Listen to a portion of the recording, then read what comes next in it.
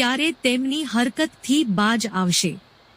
તાજેતરના કાશ્મીર હુમલાઓ અને ભારતીય સેનાના મક્કમ જવાબ વચ્ચેનો તણાવ અને ભારતીય સેનાની મજબૂત કાર્યવાહી સાથે ભારતીય સેનાએ સખ્ત પગલાં ભર્યા અને આતંકવાદીઓને ઠાર કર્યા. આવા પગલાઓ દ્વારા ભારત પોતાની સુરક્ષા અને અખંડિતતાની સુરક્ષા કરે છે, પરંતુ પ્રશ્ન એ છે કે પાકિસ્તાન પોતાની હરકતોથી બાજ આવશે. ભારત અને પાકિસ્તાન વચ્ચેના સંબંધો વારંવાર તણાવપૂર્ણ રહે છે, ખાસ કરીને કાશ્મીર મુદ્દે.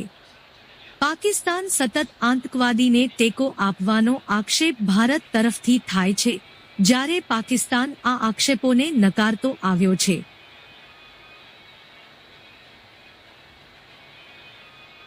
કાશ્મીર મુદ્દો અને આતંકવાદી પ્રવૃત્તિઓને લીધે બંને દેશોની વચ્ચેના તણાવમાં વધારો થયો છે.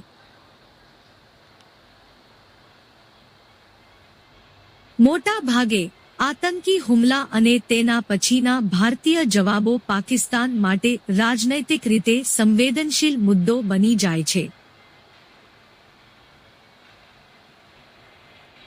આતંકવાદી હુમલાઓની અસરને ઓછું કરવાની કવાયત કરી શકે છે, પરંતુ સત્ય એ છે કે પાકિસ્તાનના આર્થિક અને આંતરિક રાજનૈતિક પડકારો તેને મોટા પાયે યુદ્ધ જેવી પરિસ્થિતિઓમાંથી દૂર રાખે છે.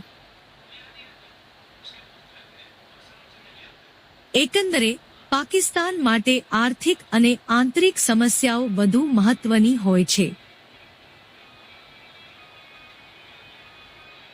આંતરરાષ્ટ્રીય દબાણ અને પોતાની આંતરિક પરિસ્થિતિઓને કારણે તે ટકરાવથી દૂર રહેવાની કોશિશ કરશે.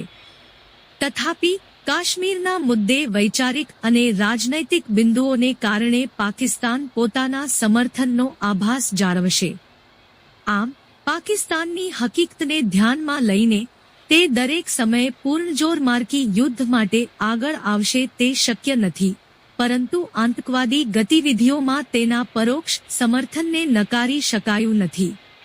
આ માટે ભારતને સતત સતર્ક રહેવું પડશે અને આંતરરાષ્ટ્રીય સ્તરે ટેકો મેળવવાનો પ્રયાસ કરવો પડશે. અહેવાલ અશોક ચૌહાણ.